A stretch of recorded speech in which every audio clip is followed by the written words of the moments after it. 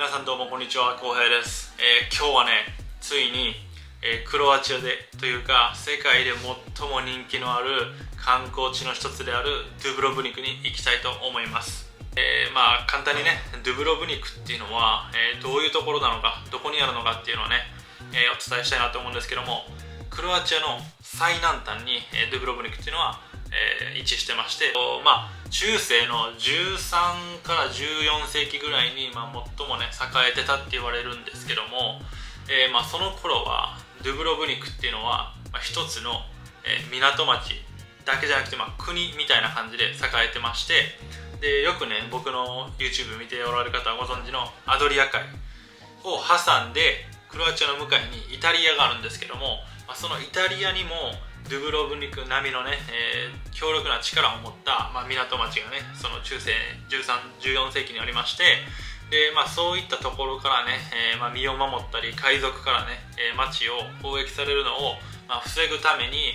城壁をね、築いたって言われてます。で、そのね、城壁の感じとか町の感じはまたね、この後見ていただけたらいいなと思うんですけども、はい。で、30年前のところで言うと、セルビアと内戦をした時にドゥブロブニクは、唯一ね、セルビアからこう爆撃とかね、甚大なダメージを受けたんで、今でもね、そのダメージ、弾痕とかが建物に、残ってるっていう状態です。で、あとは、映画とかの舞台にもよくなるんですけども、日本で言うと、ジブリ「紅の豚」とか、あと有名なのは魔女の宅急便のね、舞台の、モチーフにもなったって言われてるところで、あと海外で言うと、ゲームオブスローンっていうね、シリーズものがあるんですけども、それの舞台にもなったりして、海外の人はどっちかというとそっち、のね印象が強くて、本当にね、その舞台を見に行きたいみたいな感じで来る方もおられます。あるウェブサイトではね、世界2位の観光地にもなって、1位はね、ドバイでした。はい。で、世界2位にも選ばれるぐらいのね、それぐらい人気のあるドゥブロブニクに、今日はね、車で僕が運転していきたいと思います。陸路の場合はほんの数ヶ月前までは一旦ドゥブロブニクに行くためにはボスニアの国境をちょっと通ってからじゃないとドゥブロブニクに入れないっていう風になってたんですけども、つい数ヶ月前に橋をね架けて、そのクロアチアの内陸部分からドゥブロブニクに大きな橋を架けて、クロアチア国内でね、セルビアにいちいち国境行かなくても行けるようになったっていうことで、そのね橋も今日は運転してね、僕が、通っていくんで、そこら辺もお見せできたらいいかなって思います。はい。でちょっとね前置きが長くなってしまったんですけど、そういう歴史的な、背景、それから現在のね、橋ができたとか、そういったねところも含めて2022年ですね、ドゥブロブニクがどういう感じなのか、ブログをね3泊4日で行くんで回していきたいと思います。では後で。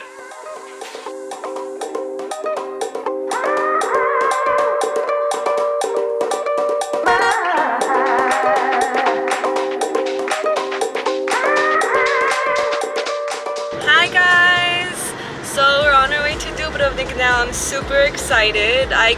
went home a bit earlier today from work, which is awesome. And now we prepared and now we're on our way. It's roughly about 3.5 hour long drive, but it's worth it because we end up going to one of those prettiest places in Croatia. So I'm pretty soaked. This is my third time I think going there, but this is now like for a special occasion, so I'm really excited.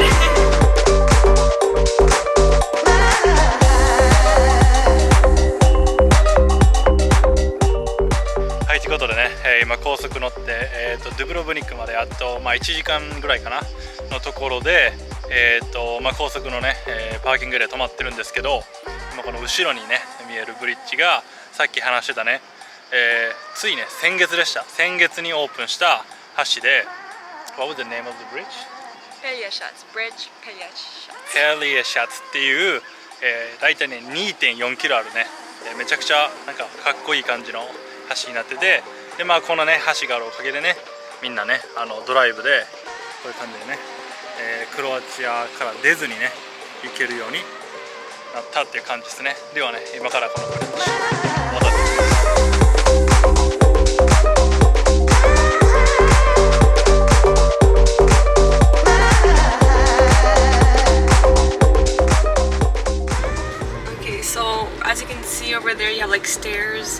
So this is called Stone, this area. Yeah. And here I believe that they shot Game of Thrones,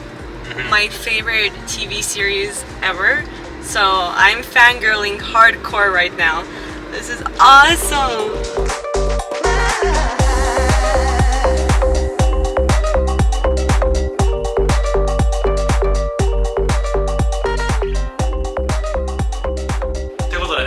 今 Airbnb ね、ドゥブロブニクで取った部屋に到着しました。料金はね、1泊でだいたい日本円に5400円ぐらいですね。カナダドルで54ドルだったんで、っていうのは今ね、もう8月の終わりなんですけど、だいたい3ヶ月ぐらい前にね、予約したんで、この値段でね、取れたかなって思います。ということで、早速、このね、Airbnb 民泊がどんな感じかお見せしていきます。Hey, welcome to my cozy, pretty Airbnb room. Okay, come in. Let me close the door. So, これがね、キングサイズのベッドですね。はい、こんな感じで。で、右手にあるのが、ミラーでね。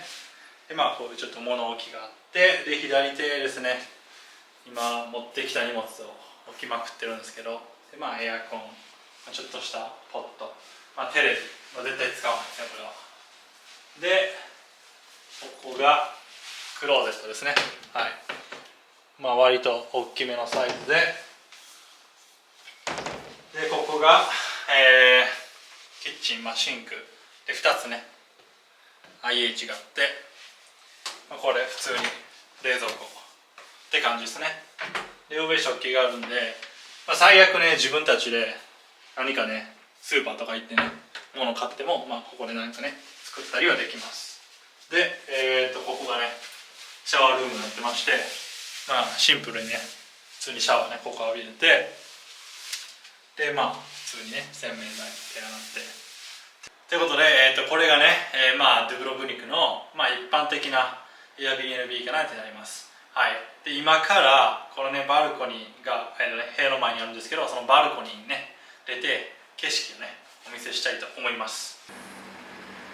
はい、ということでね、これがね、ドゥブロブニク旧市街がね、あちらになりますね。で、一面アドリア海が、こういう風に、ずっとね、見える感じです。はい、ということでね、今部屋を出て、ずっとね、この階段をね、旧市街に向かって降りてるんですけども、結構クロアチアにある、島というかね、港町で多いのは、そのセンター街がこう海沿いにあって、で人がね住むような、家とかはこう山の方にねこう丘に立ってるようなところが多くて、それに従ってね結構高い位置に部屋とかが位置していたりすることも多いんで、階段とかねどうしても多くなるんで、お子さん連れとかね荷物が多いとか、いろんな状況あると思うんですけど、部屋借りるときはどういうところにね部屋が位置しているのかはよくね確認しておく必要がありそうです。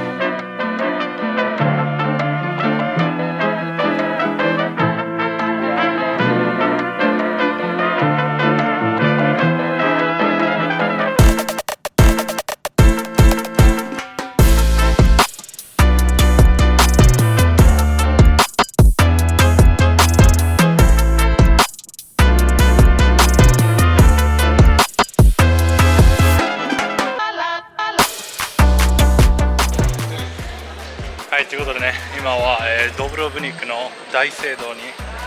来てます。で結構ね、まだこの時間でもツアーとかね、やってる人が結構いるんで、まだまだにぎわってるって感じですね。ではどんどん歩いていきます。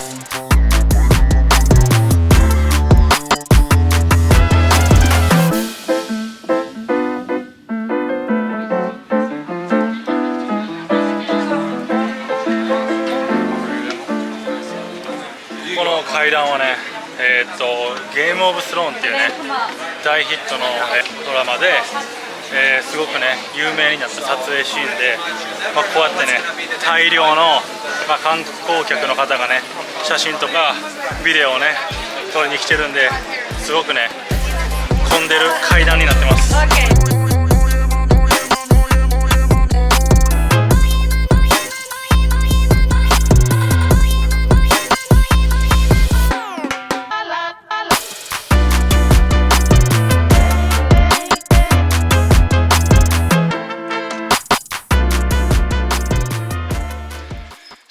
walking Dubrovnik so far? The first day, first night? Extremely hot and Yeah, extremely hot. so much walking. I'm happy I brought my flats because I will not be able to walk here with heels. Yeah, so まあこんな感じでね、とりあえず1日目は、とりあえずねドゥブロブニクを、歩いてるって感じで、まあ印象としてはねやっぱり7時とかはね、まあ、どこもかしこも、まあ、忙しいなっていうイメージなんで、ただまあメインはね明日からになるんで、まあ朝早くからね行動してできるだけ混んでる時間をね避けながら行動していきたいと思うんで、また明日の朝お会いしましょう。では。